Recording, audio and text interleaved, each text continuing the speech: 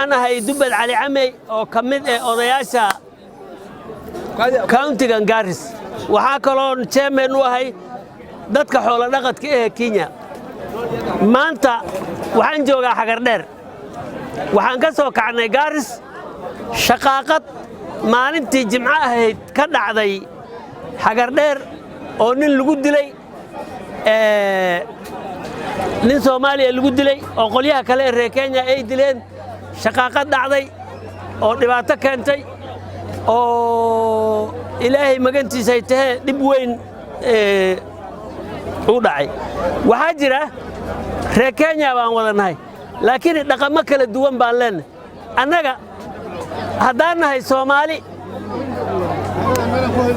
وحيالها دقن كاننا وحكمده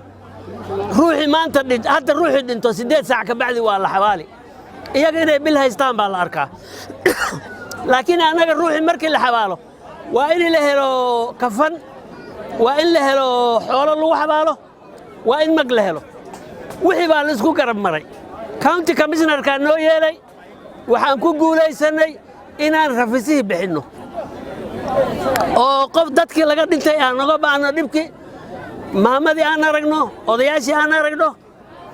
magtina aan ballan qaadno waxa jira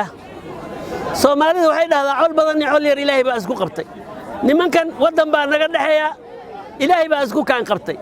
in la isu samro ninba ninka kale khaladaadkiisa uu gagsado ayaa la rabaa waxaan hadalka ku soo koobi waxa way anagoo odayaalo reer Gaaris risaalada aan dirayno waxa way nabad baan soo qaadnay maktiba aan qalqaalinay wixii ka dhimanna muddo aan qabanay waxaan dhahnay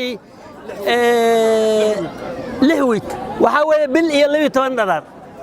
maamada Ilaahay samarasiyo ilmaha u joogan ilma badan baa u joogan Ilaahay khayr rasiyo